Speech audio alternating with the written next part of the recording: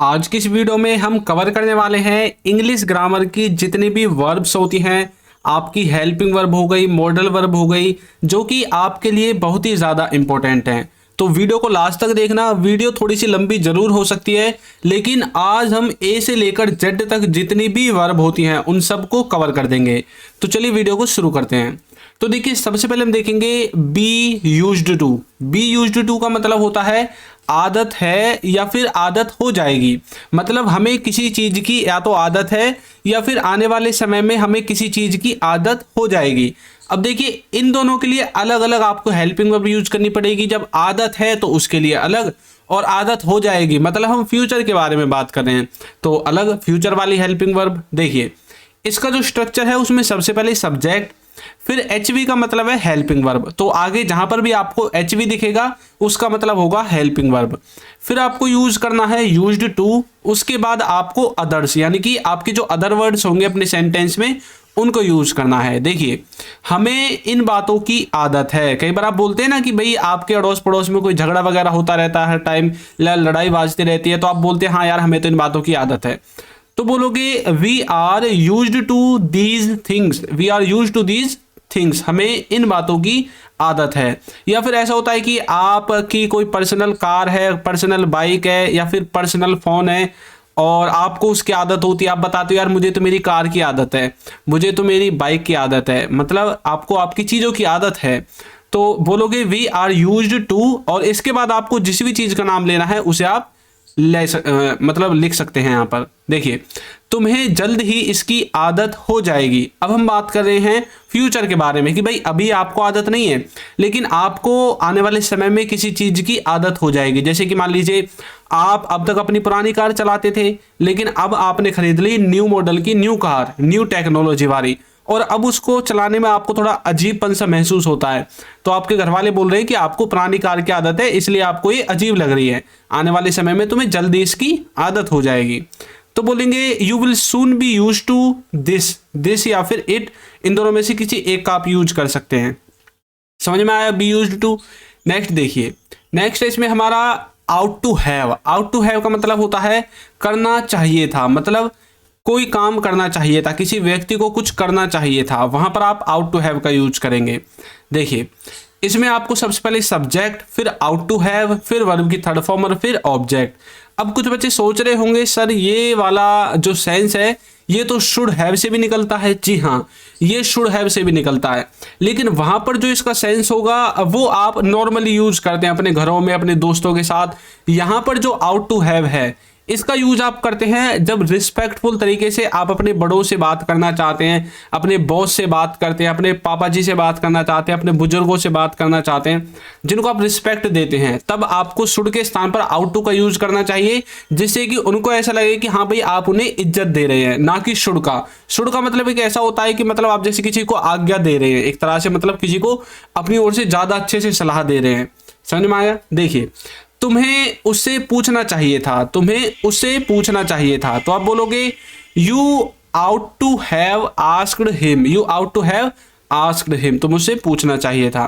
Next है, देखिए, you should have asked him. आप या तो ये बोल दीजिए या ये बोल दीजिए, दोनों का मीनिंग एक ही है। तो नेक्स्ट हम देखते हैं इसमें। नेक्स्ट है हमारा हैड बेटर। हैड बेटर का मतलब होता है करना अधिक अच्छा रहेगा। मतलब किसी को कोई काम करना अधिक अच्छा रहेगा। जैसे कि आप कई बार बोलते हैं कि यार तुम्हारे यहाँ से निकलना ही अच्छा रहेगा। जैसे आपकी किसी से लड़ाई बात जाती है तो आप बोलते हैं ना तुम्हारे यहाँ से निकलना अच्छा रहेगा, तुम यहाँ से निकल जाओ चुपचाप। तो आप तब इसका यूज करते हैं। इसका स्ट्रक्चर तो बिल्कुल सिंपल है। सबसे पहले सब्जेक्ट, हैड बेटर, फिर वर्ब की फर्स्ट फॉर्म, और फिर OW का मतलब है अदर वर्ड्स। तो आगे जहां पर भी OW दिखे अदर वर्ड्स आपको लिख देना है यहाँ पर। अब यहाँ पर देखिए, आपको ज्यादातर सबसे पहले सब्जेक्ट और लास्ट में ऑब्जेक्ट ही मिलेगा, ये बात आपको याद रखनी है। सिर्फ चेंज होता है तो बीच की हेल्पिंग वर्ब और वर्ब, इनमें थोड़ा सा चेंजमेंट होता है।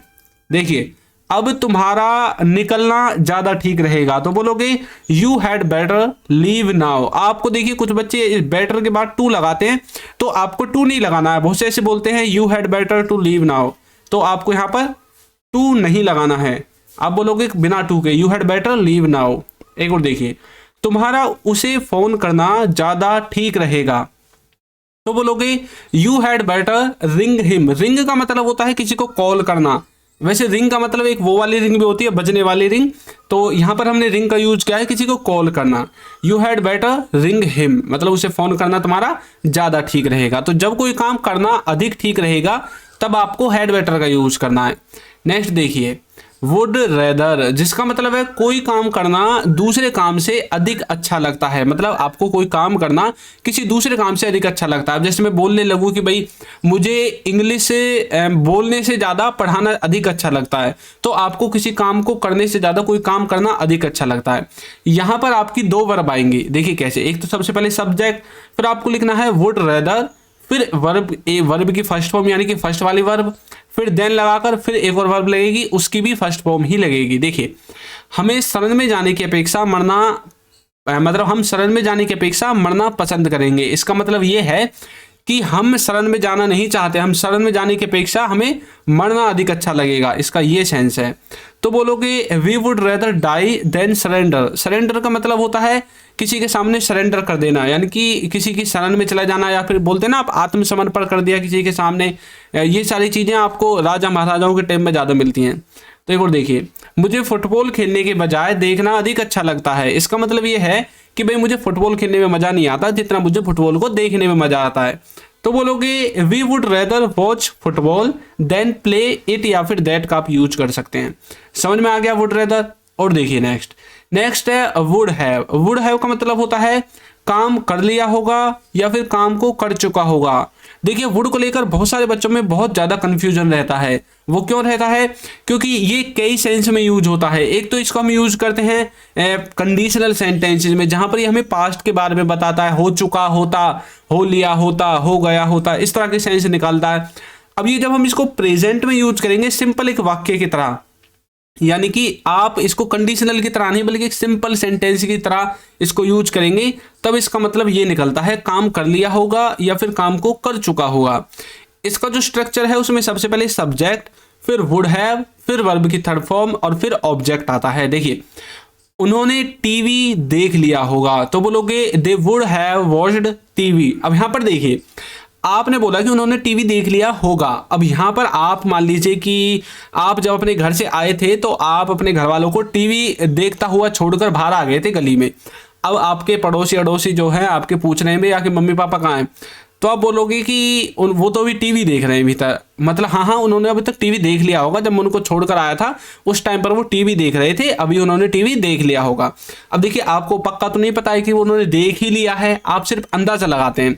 तो मतलब जब आपके अंदाजे के हिसाब से किसी ने कोई काम कर लिया होगा, वहां पर आप वुड हैव का यूज करते हैं। एक और देखिए, वो पढ़ लिया होगा, इसका मतलब यह है कि आपने उसको पढ़ता हुआ छोड़ा था कहीं पर। अब आप बोल रहे हैं यार बहुत देर हो गई से पढ़ते पढ़ते, अब तक तो वो पढ़ लिया होगा, चलो उसको बुलाकर लाते हैं। आप यहाँ पर अपने दोस्त के बारे में बात कर रहे हैं, अब तक तो वो पढ़ लिया होगा, चलो उसे बुलाकर लाते हैं। आपको पक्का तो नहीं पता कि वो पढ़ ही लिया है या पढ़ रहा है, नहीं पता ना। तो मतलब जब आप थोड़ा कंफ्यूजन में भी रहते हैं और मतलब आपको ऐसा लगता है कि अब तक काम हो भी चुका होगा, तब आपको वुड हैव का यूज करना है। Would have studied, he would have studied. एक और देखिए, वह जा चुका होगा, तो बोलोगे ही would have gone, he would have gone. इस तरह से किसी ने कोई काम कर लिया होगा या फिर कोई किसी काम को कर चुका होगा, आपको आंख बंद करके वुड हैव का यूज करना है। वैसे यदि आप उन वाले सेंस पर जाओगे गा गेगी, ऐसे तो आपको ये फ्यूचर का लगेगा, लेकिन ये फ्यूचर का है नहीं। यदि ये फ्यूचर का होता तो हम ऐसे बनाते, उन्होंने टीवी देख लिया होगा, मतलब आने वाले समय में कभी कोई टीवी देखेगा और उस समय तक उसने टीवी देखने का काम खत्म कर दिया होगा।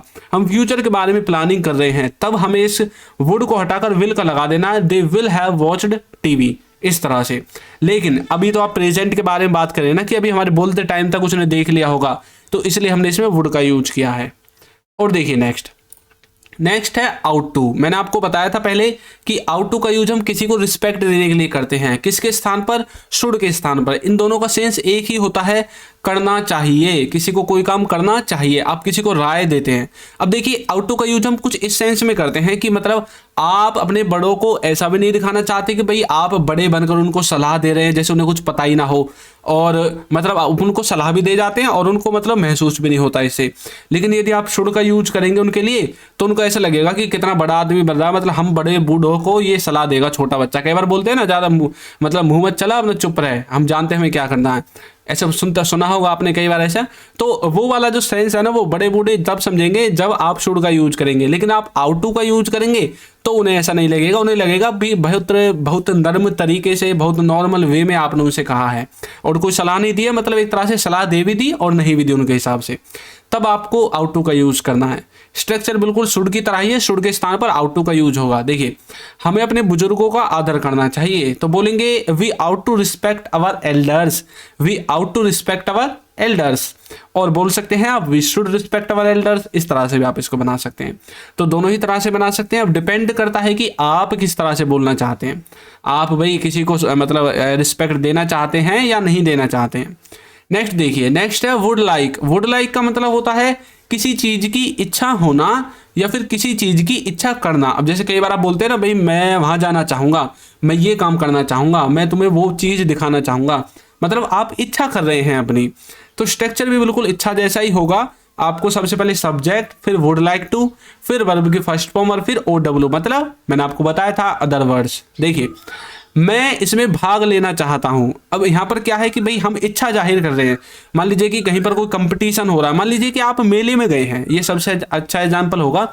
आप मेले में गए हैं और मेले में आपने देखा कि भाई बहुत सारे खेल हैं वहाँ पर, बहुत सारे मतलब झूले झूलने के और बहुत सारे कंपटीशन के प्रोग्राम्स भी हैं वहाँ पर।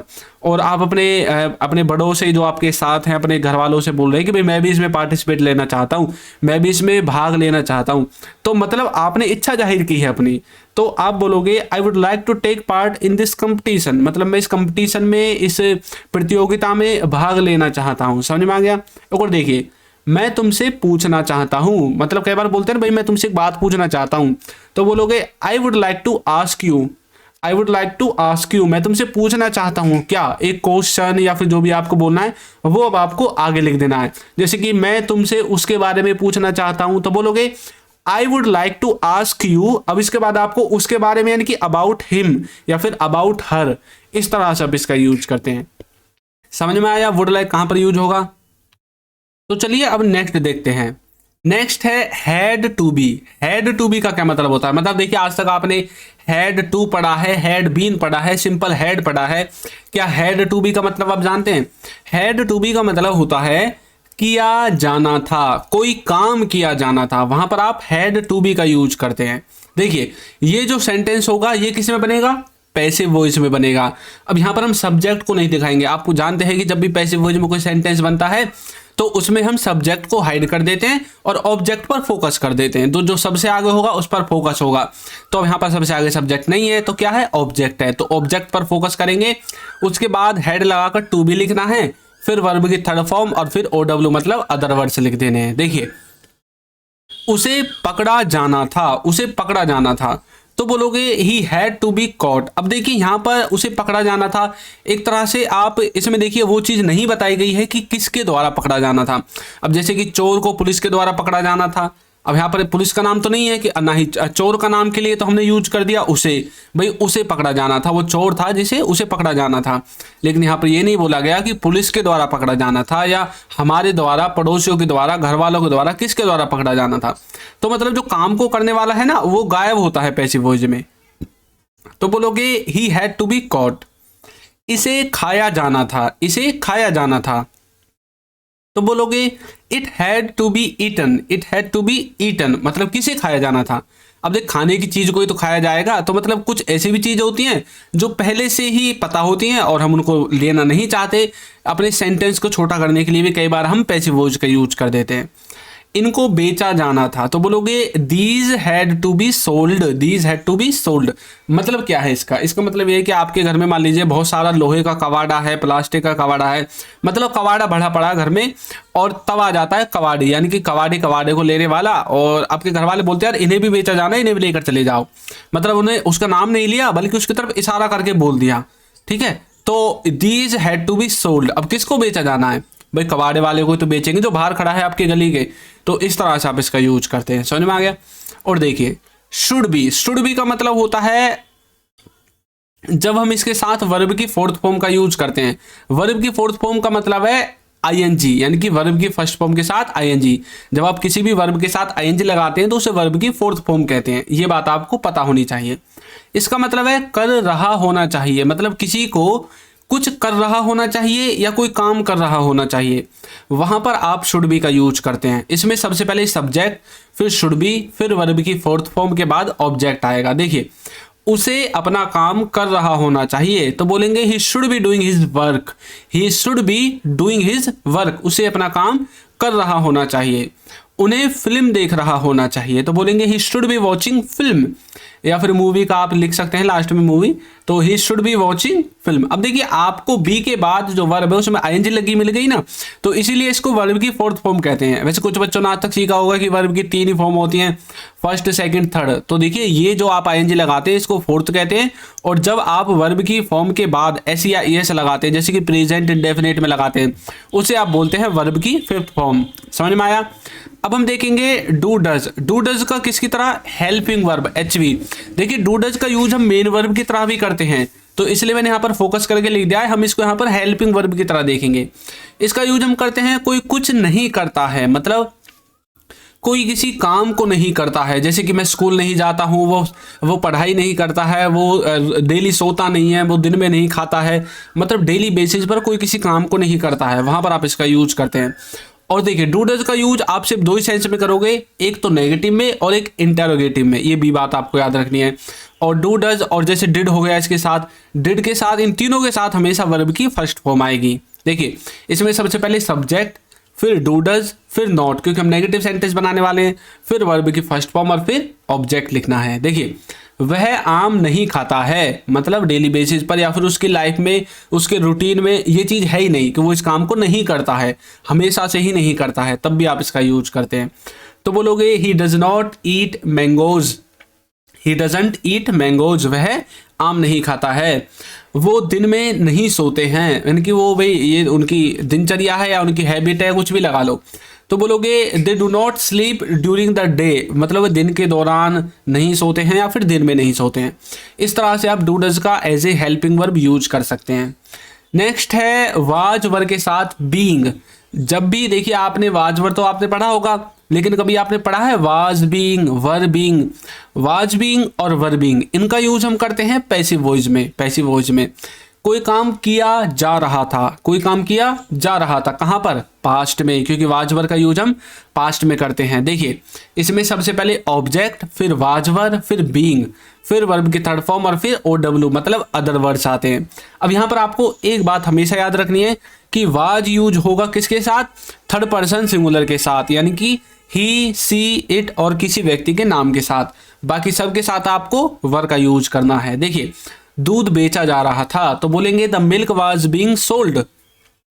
The milk was being sold. अब दूध बेचा जा रहा था, मतलब भाई आप कहीं से आ रहे थे और आपने देखा कि भाई किसी कोई गली में दूध बेचा जा रहा था।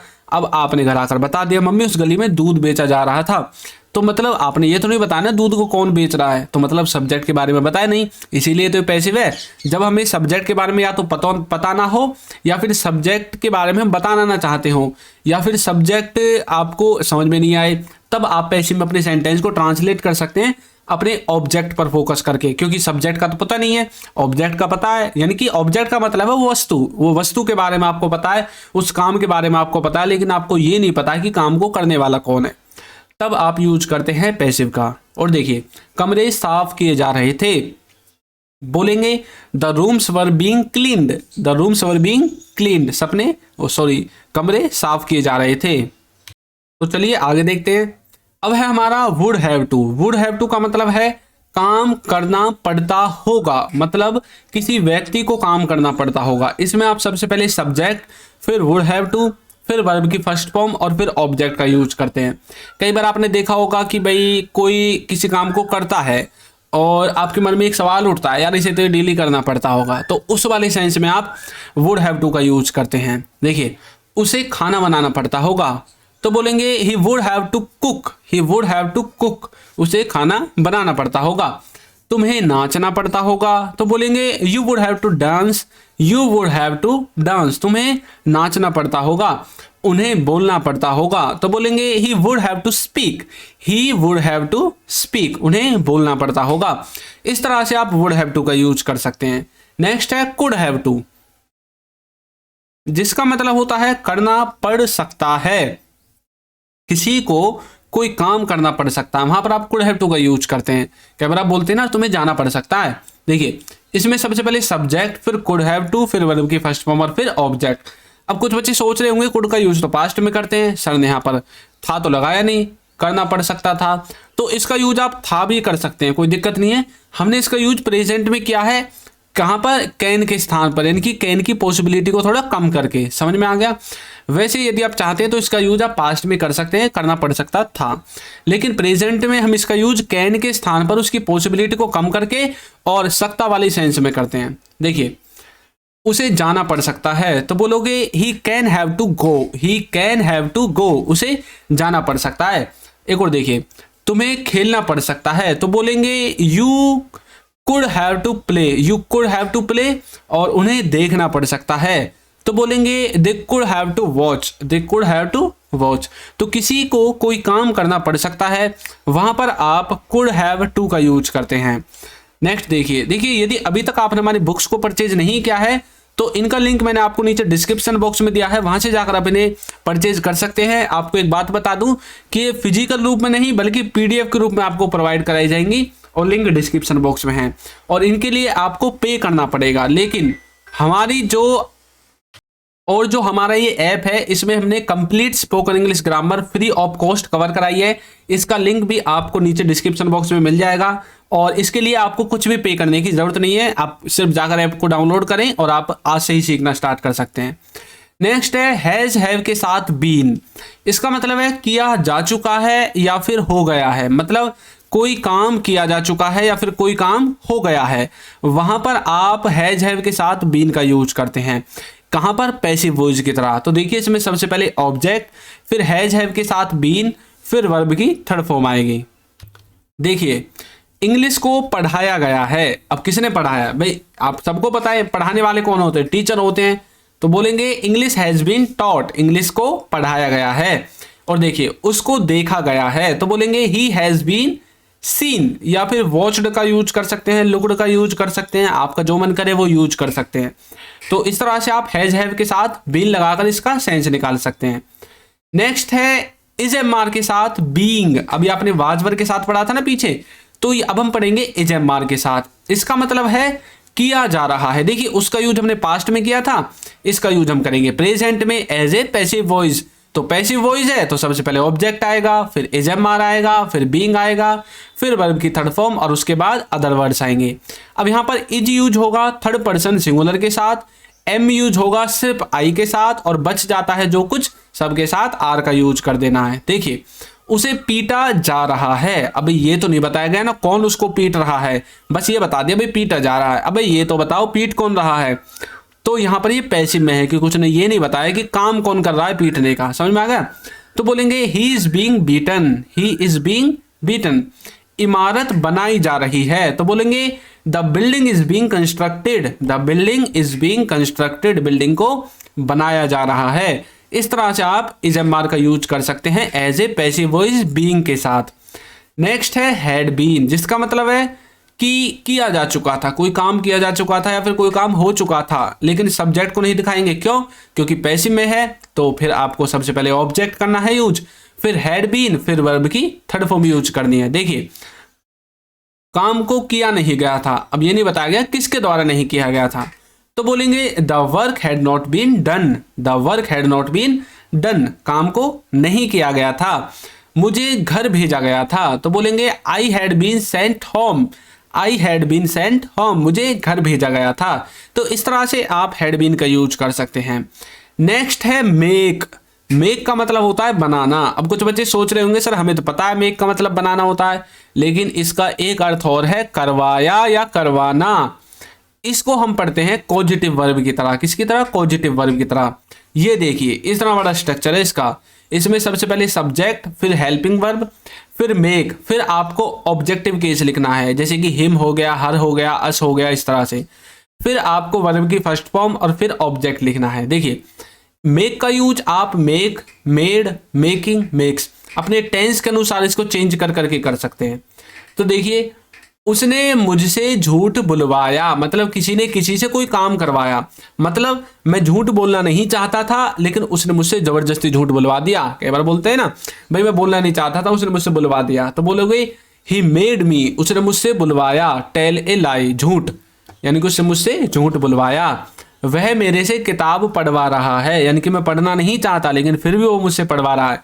तो कोई जब किसी से काम करवाता है, करवा रहा है, करवाएगा, करवाया था, तब उन सब सेंस में आपको मेड का यूज करना है, मेक का यूज करना है, मेकिंग का यूज करना है अपने टेंस के अनुसार।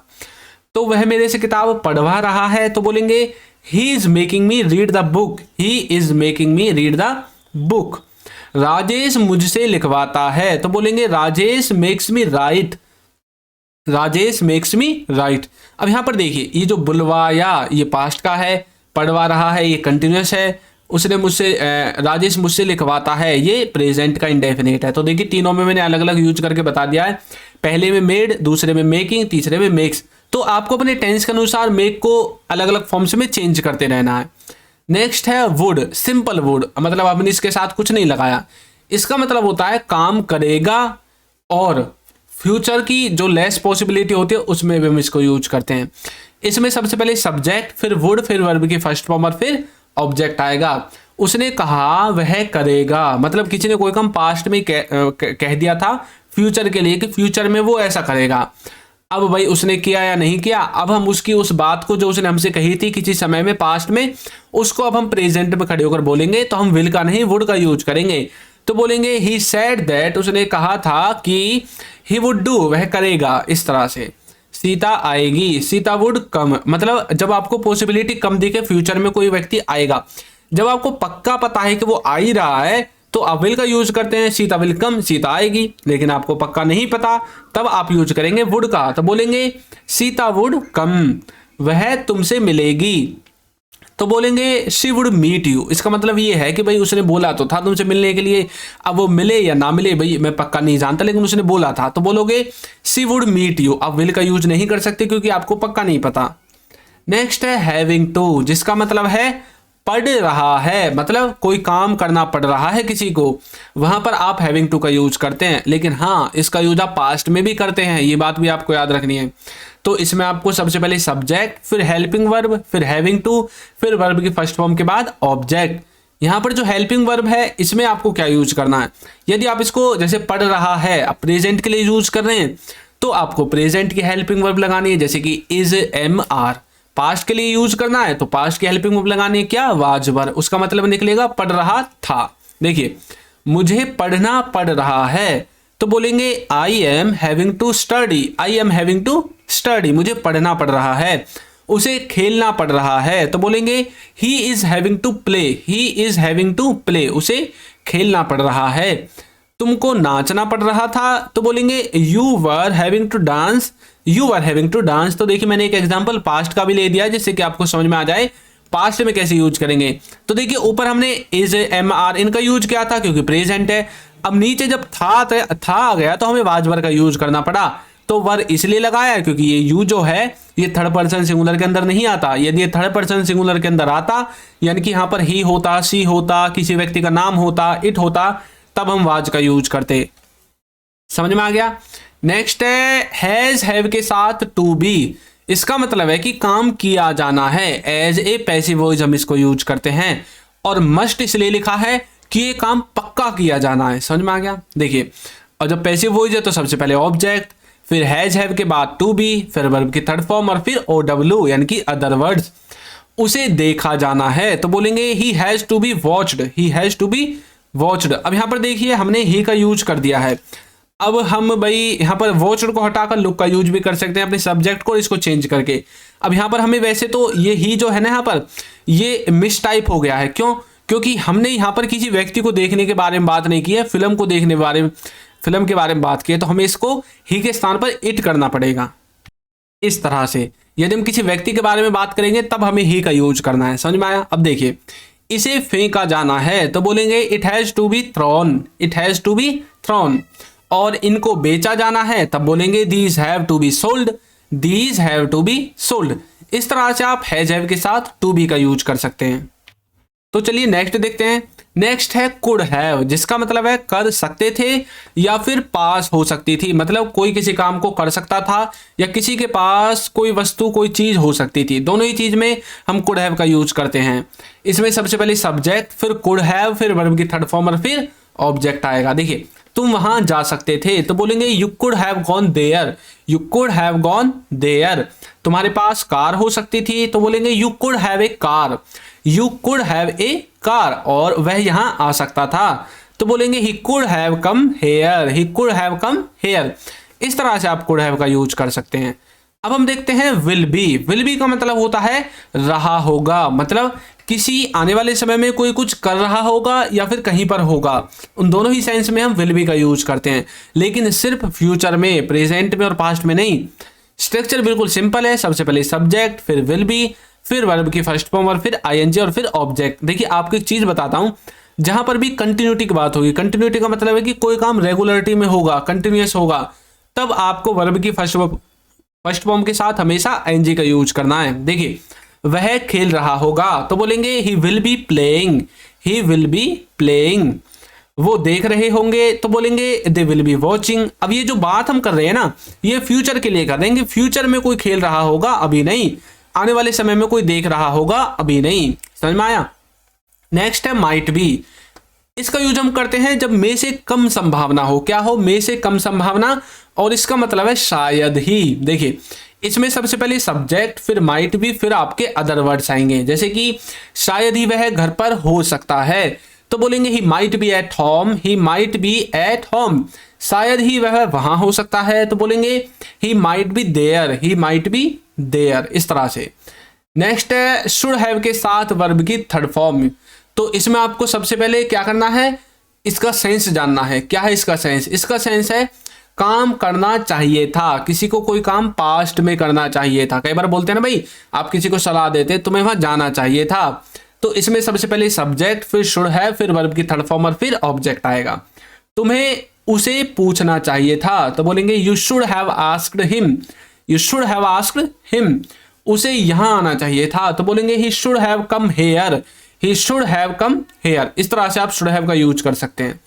नेक्स्ट है हैज हैव के साथ जब आप सिंपल सेंटेंसेस को यूज करते हैं तो इनका मतलब निकलता है किसी के पास कुछ वस्तु है, किसी के पास कुछ है। सब्जेक्ट सबसे पहले, फिर हैज हैव और ऑब्जेक्ट, कोई वर्ब वगैरह कुछ नहीं लगती, क्योंकि ये है सिंपल सेंटेंसेस। सिंपल सेंटेंसेस में कभी भी कोई वर्ब नहीं लगती है। मेरे पास एक लैपटॉप है तो बोलेंगे आई हैव अ लैपटॉप। उसके पास एक फोन है तो बोलेंगे ही हैज ए फोन। तो किसी के पास कुछ है, वहां पर आप हैज हैव का यूज करते हैं एज ए सिंपल सेंटेंस, और यहां पर कोई भी वर्ब नहीं आती है। देखिए कहीं पर भी वर्ब की थर्ड फॉर्म वगैरह नहीं है। नेक्स्ट है एबल टू, जिसका मतलब होता है करने के योग्य है, मतलब कोई किसी काम को करने के योग्य है। अब जैसे आप बोलते हैं कि भाई तुम वो काम कर सकते हो, तो मतलब आप उस काम को करने के योग्य हो।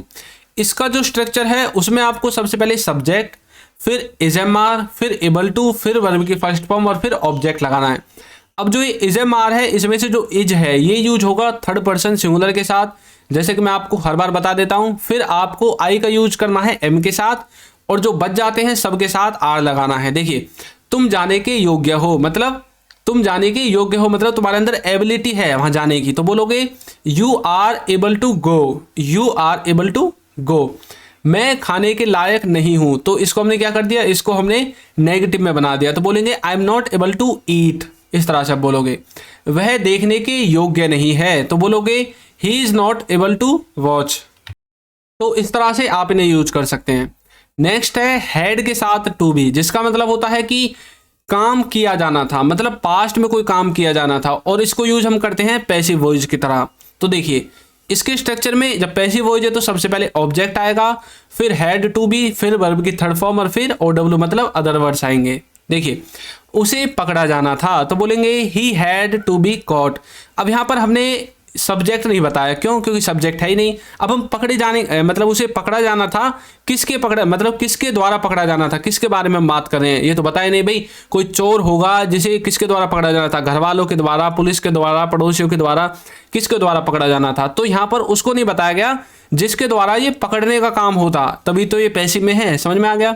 तो नेक्स्ट हम देखते हैं इसे खाया जाना था, तो बोलेंगे it had to be eaten. अब भाई आपके सामने बहुत सारा सामान रखा हुआ है और घर वाले बोल रहे हैं भाई इसे खाया जाना था।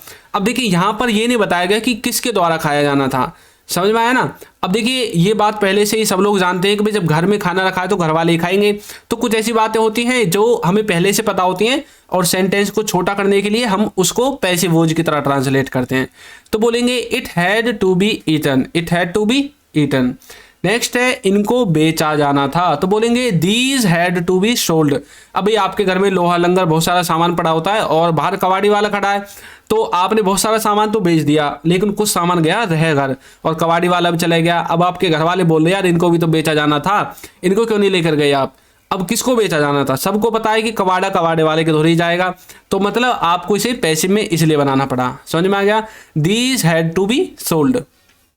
अब देखते हैं हम डिड का यूज देखते हैं एज ए हेल्पिंग वर्ब, जिसका मतलब होता है किसी ने कुछ नहीं किया, मतलब किसी ने कोई काम नहीं किया, वहां पर आप डिड का यूज करते हैं। देखिए इसमें सबसे पहले सब्जेक्ट, फिर डिड, फिर नॉट, फिर वर्ब की फर्स्ट फॉर्म और फिर ऑब्जेक्ट।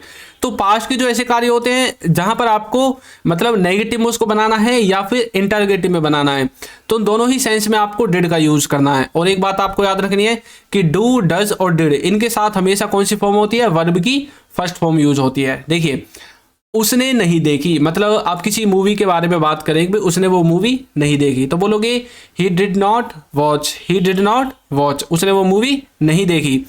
मैंने नहीं पूछा, तो बोलोगे I did not ask, I did not ask. या फिर आप बोल सकते हैं I didn't ask, he didn't watch. इस तरह से भी आप इसको कंप्रेस करके बोल सकते हैं। तो समझ में आया कि डिड का यूज कहाँ पर करना है। नेक्स्ट है शुड हैव बीन के साथ वर्ब की थर्ड फॉर्म। इसका यूज हम करते हैं पैसिव वॉइस में। जब भी आप शुड हैव बीन के बाद वर्ब की थर्ड फॉर्म लगाओगे तो ये पैसिव वॉइस में यूज होगा। इसका मतलब है कि काम किया जाना चाहिए था, कोई काम किया जाना चाहिए था, वहां पर आप इसका यूज करेंगे। इसमें सबसे पहले ऑब्जेक्ट, फिर शुड हैव बीन, फिर वर्ब की थर्ड फॉर्म आएगी। देखिए तुम्हें पूछा जाना चाहिए था, तो बोलेंगे you should have been asked, you should have been asked. और उसे बताया जाना चाहिए था, तो बोलेंगे he should have been told, he should have been told. तो इस तरह से आप शुड हैव बीन का यूज कर सकते हैं वर्ब की थर्ड फॉर्म में और as a passive voice. Next है शुड हैव के बाद यदि हम किसी व्यक्ति का नाम लिखते हैं तो उसका मतलब आता है कि पास होनी चाहिए, मतलब आप पोजीशन को दिखाना चाहते हैं। इसमें सबसे पहले सब्जेक्ट, फिर शुड हैव, फिर जो वो वस्तु का नाम है उसको लिखना है। तुम्हारे पास एक कार होनी चाहिए, तो बोलेंगे you should have a car. अब यहाँ पर देखिए हमने एक वस्तु है जो कार है उसको शुड हैव के बाद लिख दिया है। उसके पास एक किताब होनी चाहिए, तो बोलेंगे he should have a book, he should have a book. तो इस तरह से आप शुड हैव का यूज करेंगे। नेक्स्ट है हैज हैव। हैज हैव का यूज एज ए टेंस, तो इसका मतलब है कि काम खत्म या शुरू हो गया है, काम खत्म हो गया है या फिर शुरू हो गया है। स्ट्रक्चर वही रहेगा टेंसेज वाला, सबसे पहले सब्जेक्ट, फिर हैज हैव के बाद वर्ब की थर्ड फॉर्म और फिर ऑब्जेक्ट। इसका मतलब है लिया है, दिया है, किया है, ली है, दी है। इस तरह के वर्ड्स आपको अपने हिंदी सेंटेंस के लास्ट में मिलेंगे। जैसे मैं खेल लिया हूं, तो बोलेंगे आई हैव प्लेड, मतलब मैंने खेलने का काम खत्म कर दिया है। वो खेलने गया है, क्या बोलते हैं ना भाई वो तो खेलने गया है, तो बोलोगे he has gone to play, he has gone to play. तो इस तरह से आप हैज हैव का यूज करते हैं। नेक्स्ट है अबाउट टू। अबाउट टू का मतलब है कि करने वाले हैं, कोई किसी काम को करने वाला है या फिर बहुत ज़्यादा लोग हैं जो कि काम को करने वाले हैं। इसमें आपको सबसे पहले सब्जेक्ट, फिर इजमार, फिर अबाउट टू, फिर वर्ब की फर्स्ट फॉर्म और फिर ऑब्जेक्ट लिखना है। जैसे कि मैं आने वाला हूँ, तो बोलेंगे I am about to come, I am about to come, वह खेलने वाला है।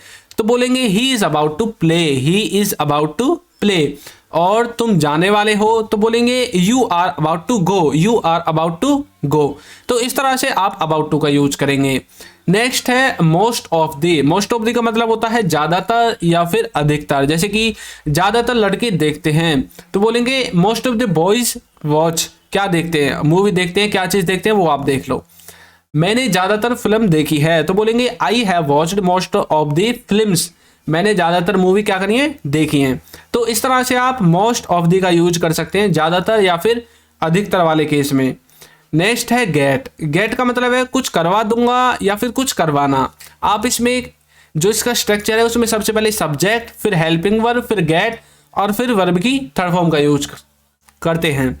यहाँ पर इसको भी आप अलग अलग फॉर्म्स में यूज करते हैं, गेट, गोट, गेट्स, गेटिंग, इस तरह से। देखिए मैं खाना बनवा रहा हूं, मतलब आप किसी थर्ड पर्सन से कोई काम करवा रहे हैं, तो आप खुद काम को नहीं करते और जैसे आप बता रहे हैं वो भी काम को नहीं करता, हम यहाँ पर किसी थर्ड पर्सन से काम को करवाते हैं। I am getting food cooked, मतलब मैं खाना बनवा रहा हूं, वो सामान भिजवा रहा है, तो बोलेंगे he is getting goods Saint. अब यहाँ पर देखिए सामान ना तो खुद भेज रहा है ना हमसे भिजवा रहा है, वो किसी थर्ड पर्सन से सामान को भिजवा रहा है। तो जब आप थर्ड पर्सन से कोई काम करवाते हैं तब आपको गेट का यूज करना है। मैंने पत्र लिखवाया, मैंने पत्र लिखवाया, मतलब कैसे बोलोगे, I got the letter written, I got the letter written, इस तरह से। तुम इसे करवा दो, तो बोलेंगे you get it done, you get it done, तुम इसे करवा दो। तो इस तरह से आप गेट का यूज कर सकते हैं। अब हम देखेंगे हैड का यूज सिंपल सेंटेंस की तरह। किसी के पास कुछ वस्तु थी, वहां पर आप इसका यूज करते हैं। देखिए इसमें सबसे पहले सब्जेक्ट, फिर हैड, फिर ऑब्जेक्ट। मेरे पास एक लैपटॉप था, तो बोलेंगे आई हैड ए लैपटॉप, मतलब आप पास्ट के बारे में बात कर रहे हैं कि पास्ट में आपके पास एक लैपटॉप था, आई हैड ए लैपटॉप। उसके पास एक फोन था, तो बोलेंगे ही हैड ए फोन। तो इस तरह से आप हैड का यूज कर सकते हैं। नेक्स्ट है हैविंग। हैविंग का मतलब है कोई काम करना पड़ रहा है। इसमें आप सबसे पहले सब्जेक्ट, फिर एजएमआर, फिर हैविंग टू, फिर वर्ब की फर्स्ट फॉर्म और फिर ऑब्जेक्ट का यूज करते हैं। जैसे मुझे पढ़ना पड़ रहा है, तो बोलेंगे I am having to study, I am having to study. उसे खेलना पड़ रहा है, तो बोलेंगे he is having to play, he is having to play. और तुमको पढ़ना पड़ रहा है, तो बोलेंगे you are having to eat, you are having to eat. तो इस तरह से आप हैविंग टू का यूज करेंगे। नेक्स्ट है हैड का यूज एज ए टेंस, यानी कि काम खत्म या शुरू हो गया था। स्ट्रक्चर आपके सामने है। इसका मतलब है लिया था, दिया था, किया था, ली थी, दी थी। इस तरह के वर्ड्स आपको अपने हिंदी सेंटेंस के लास्ट में दिखेंगे। देखिए मैं खेल लिया था, तो बोलेंगे I had played, I had played. वो खेलने गया है, तो बोलेंगे he had gone to play, he had gone to play. तो इस तरह से आप हैड का यूज कर सकते हैं। तो नेक्स्ट देखते हैं ओवर देयर, जिसका मतलब होता है वहां पर। ओवर देयर का मतलब होता है वहां पर। जैसे कि वह वहां पर होनी चाहिए, तो बोलेंगे it should be over there, it should be over there. Rahul वहां खेलता है, तो बोलेंगे Rahul plays over here. Ramu वहां पढ़ रहा है, तो बोलेंगे Ramu is studying over there. तो दोस्तों आज की वीडियो में इतना ही, क्योंकि हमने बहुत सारे टॉपिक्स को कवर कर दिया है और ये वीडियो भी बहुत ज़्यादा लंबी हो गई है। तो आप हमारी बुक्स को और हमारे ऐप को नीचे डिस्क्रिप्शन बॉक्स से जाकर डाउनलोड कर सकते हैं और परचेज कर सकते हैं। तो आपको वीडियो कैसी लगी है ज़रूर बताइएगा, और यदि अभी तक आपने हमारे चैनल को सब्सक्राइब नहीं किया है तो चैनल को सब्सक्राइब कर दीजिए, वीडियो को लाइक कर दीजिए और एक अच्छा सा कमेंट करना बिल्कुल ना भूलें। Thank you.